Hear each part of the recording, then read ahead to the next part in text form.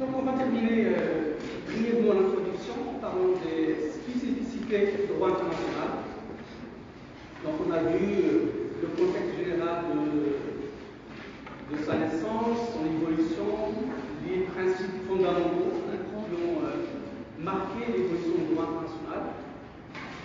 On a vu également sa diversification, plusieurs branches, et surtout il faut retenir que le droit international s'est lié ou s'est transformé d'un noyau dur coutumier vers plus de conventions, de traités, et on appelle ça donc la codification du droit international, et ça continue. Ça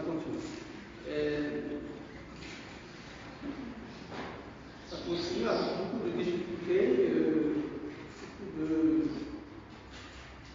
d'obstacles, parce que c'est une construction qui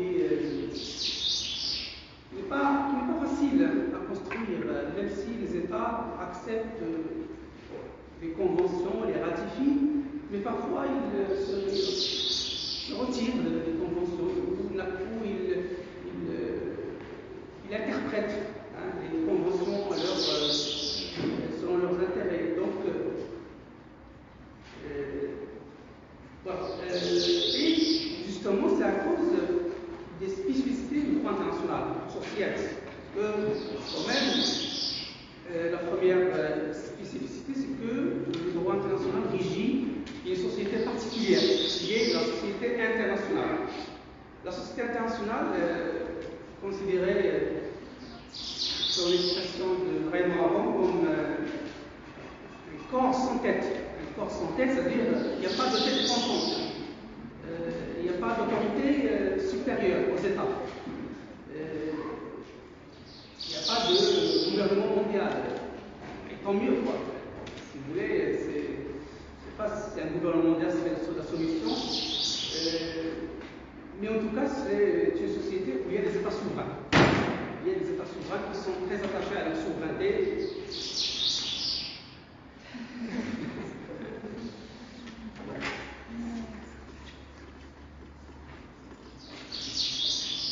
Si je parle, je chante.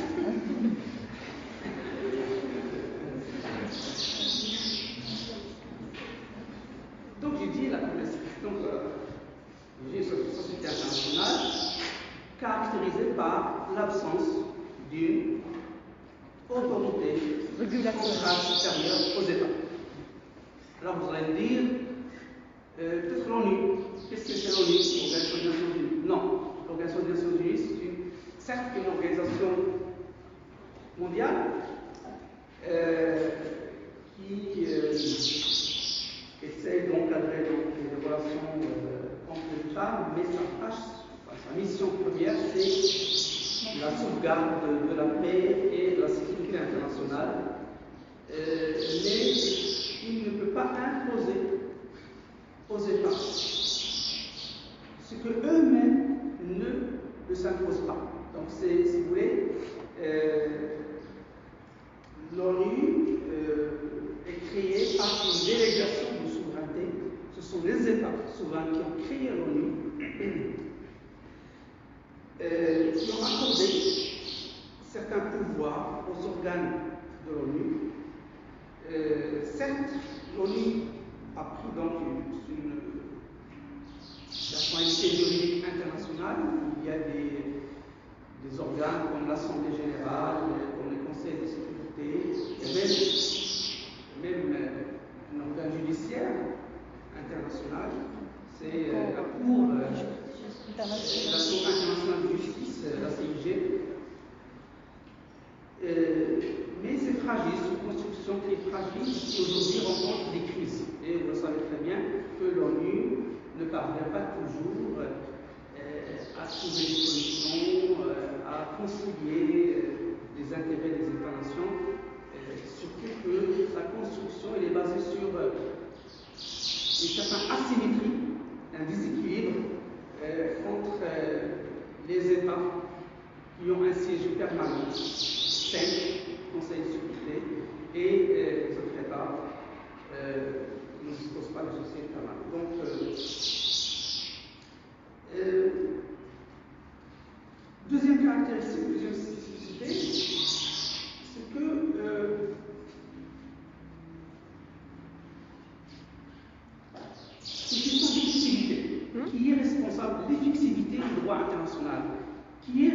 responsable de mettre en œuvre, de faire respecter, hein, et de sanctionner les violations du droit international.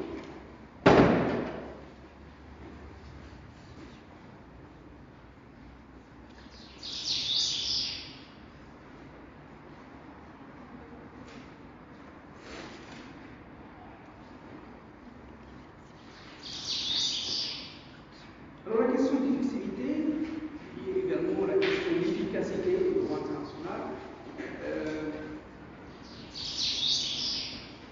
Il y a deux éléments. Ce que les États, a priori,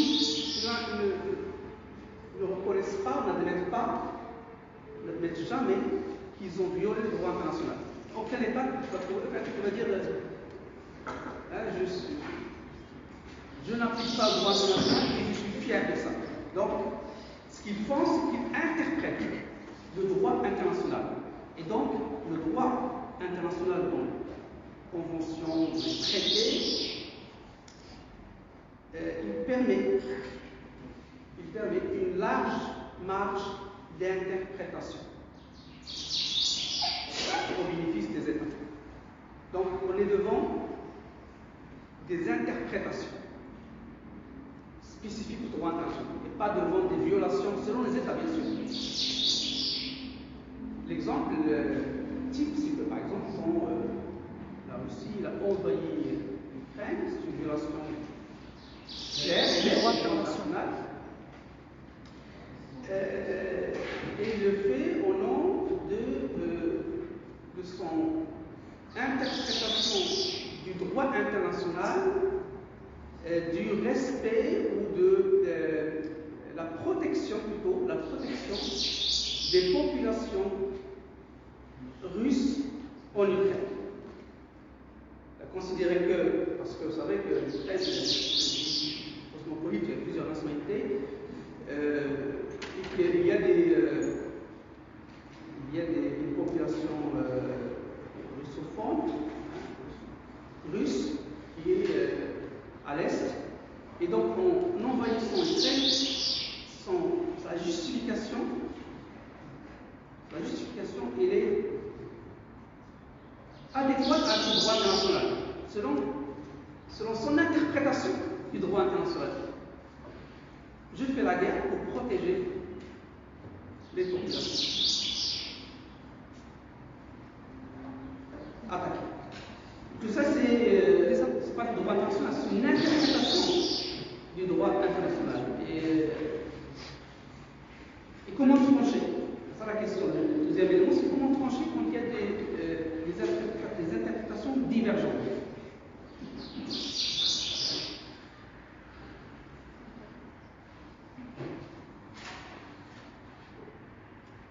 La première chose, la plus évidente, c'est la diplomatie. Parce que, il faut savoir qu'il y a trois solutions. Toujours il y a trois solutions pour régler les conflits. Trois solutions. Il n'y a pas plus.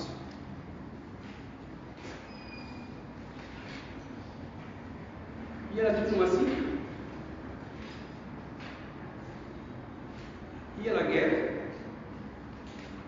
il y a le droit international. Le droit international. C'est-à-dire, on va demander l'avis, on va présenter le conflit, le litige devant une cour internationale, devant un tribunal international. On a la diplomatie, la guerre, le droit international.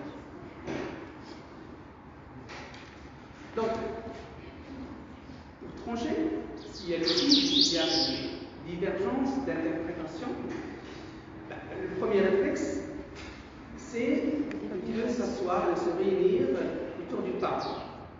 La négociation. La négociation, exactement. La diplomatie. La conciliation, c'est ça qu'on voulait. En tout cas, ce sont des moyens non violents. Pour éviter la guerre. Un moyen non violent. La diplomatie, c'est un moyen non violent pour éviter la guerre. Pour régler un conflit ou une divergence d'interprétation.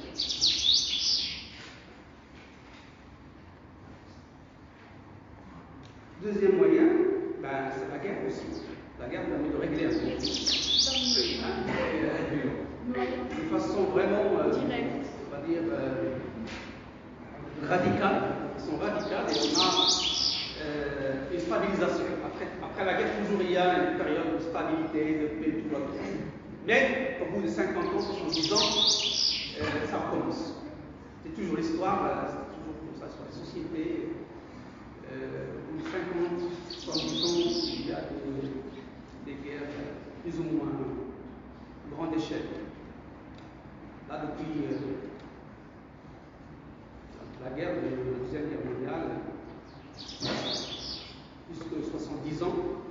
Donc, c'est une période assez longue au niveau de la paix dans le monde. Aujourd'hui, cette paix est fragilisée, elle est menacée par la guerre, la Russie et l'OTAN. Et troisième moyen, je dis le droit international, donc on va voir s'il y a un arbitre, s'il y a un juge qui va interpréter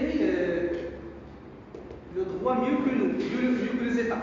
Parce que si chacun interprète à sa façon, il faudrait un troisième, un neutre, indépendant, et qui connaît bien le droit, connaît bien la source du droit, qui essaie donc de se baser sur les textes juridiques et interpréter donc, selon l'appréciation neutre indépendante. Monsieur, il y a des conflits entre certains États qui passent entre les trois solutions. Par exemple, ils commencent par la guerre. Oui, ça peut. Les trois solutions, bien sûr, ils peuvent coexister ensemble ou ils peuvent s'alterner ou se suivre.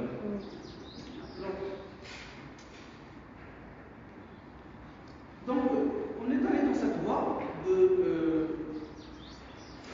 création de tribunaux, de cours internationales de justice.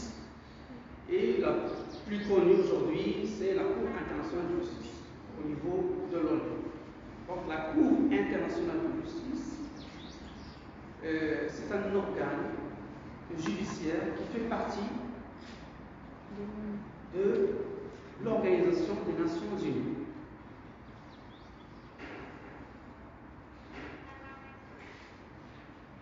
Il a une compétence générale. Qu'est-ce que j'entends par général?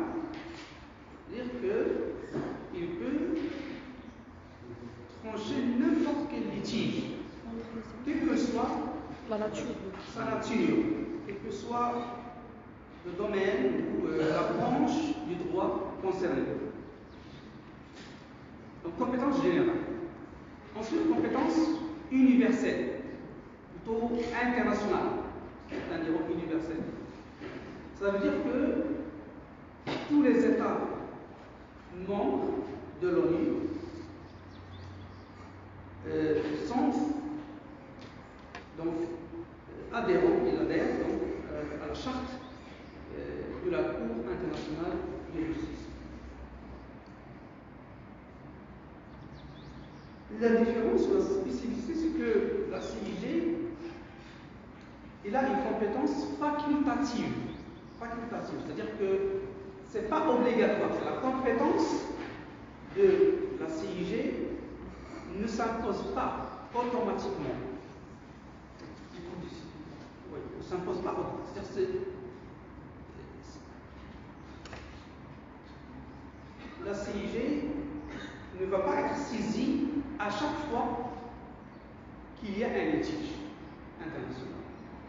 Il faut d'abord ce qu'on appelle l'accord préalable. L'accord préalable sur sa compétence. Il faut que sa compétence soit acceptée préalablement par les États. Donc il y a une précision.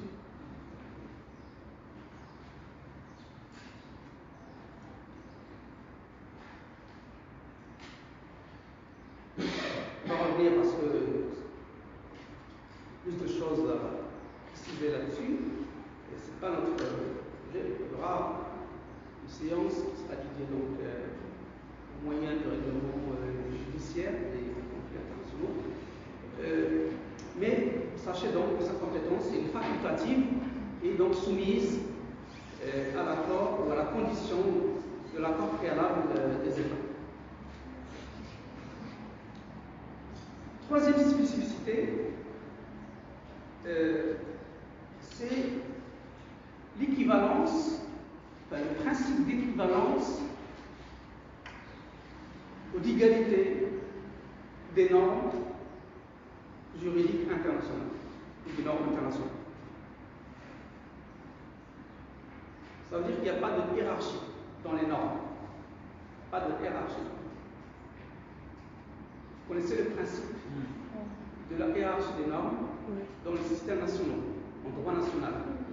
La Constitution, les lois organiques, les lois ordinaires, les décrets, et puis les arrêtés de ça. Oui.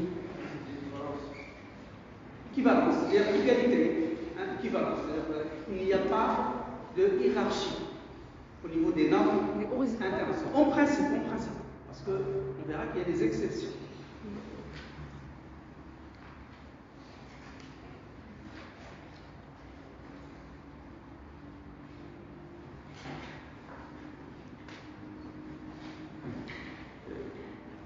Nous, on a dans le système national, dans le droit national, on a pour exemple,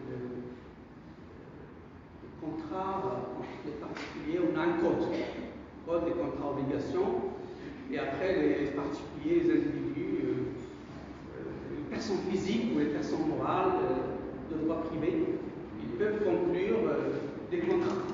Mais à condition que ces contrats ne soient pas en conflit avec le code international. Avec le code des contrats et des obligations. Vous voyez? C'est vrai, dit l'aqd shari'at muta'aqqidin, mais à condition de ne pas violer l'une des dispositions du code des contrats et obligations. Au niveau du droit international, il y a une exception donc à ce principe d'équivalence, c'est l'existence de ce qu'on appelle des normes impératives de droit international. Ils sont appelés jus cogens. C'est une locution latine chaque fois. Quand on parle de normes impératives du droit international, donc ce sont des normes obligatoires. Ce sont des normes donc, qui sont supérieures aux autres normes du droit international et donc chaque accord ou traité qui est en conflit avec une norme impérative serait donc nul.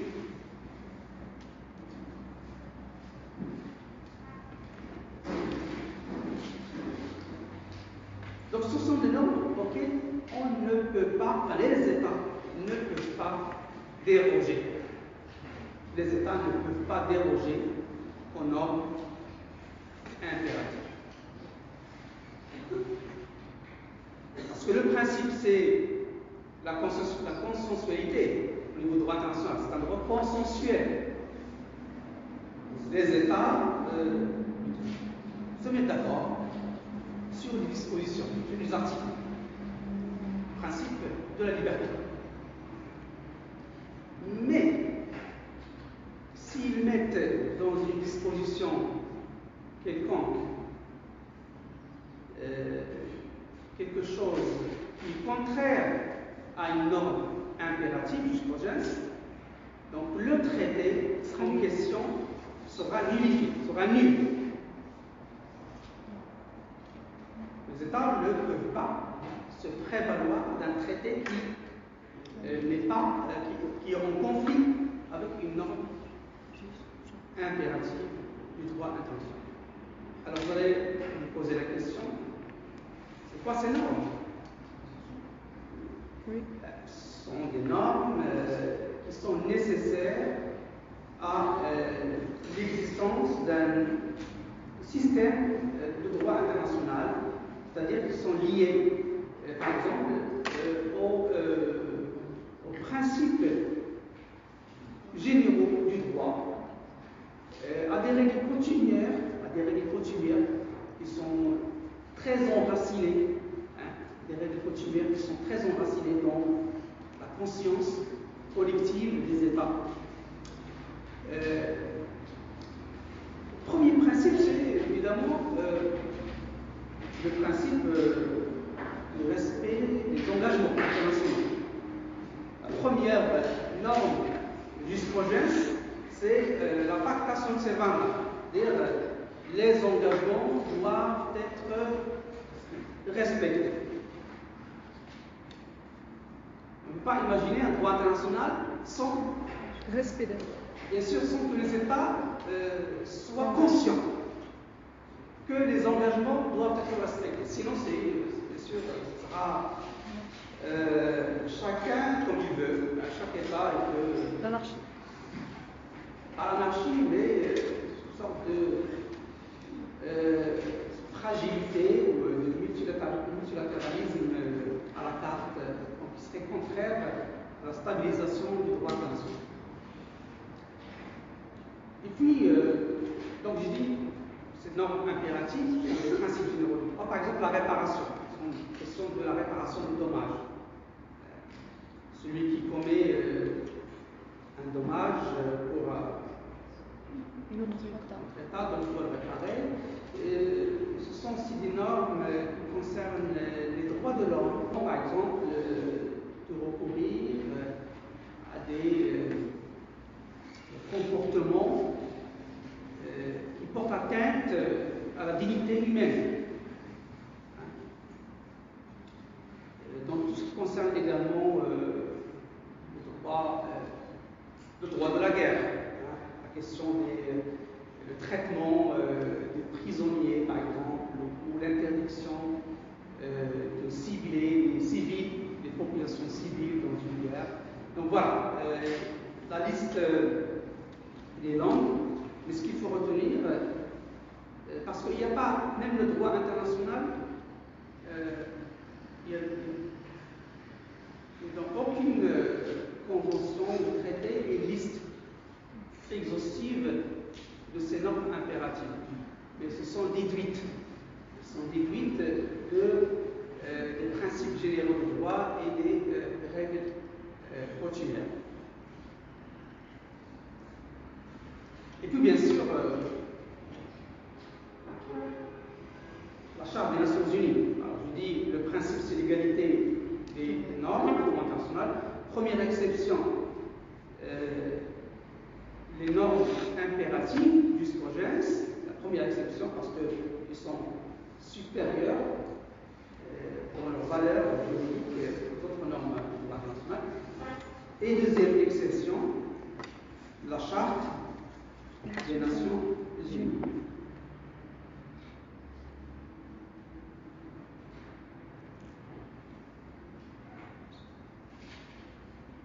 Par exemple, si par exemple des États ont des points de vue divergents au sujet d'une convention internationale, ne sont pas d'accord sur le vrai sens d'un article, ils vont se référer à la Charte des Nations Unies. Et on va voir la Charte des Nations Unies ce qu'elle dit à ce propos. Est-ce que s'il y a si la Charte des Nations Unies permet une interprétation, donc la Charte des Nations Unies sera supérieure au traité. La Charte des Nations Unies.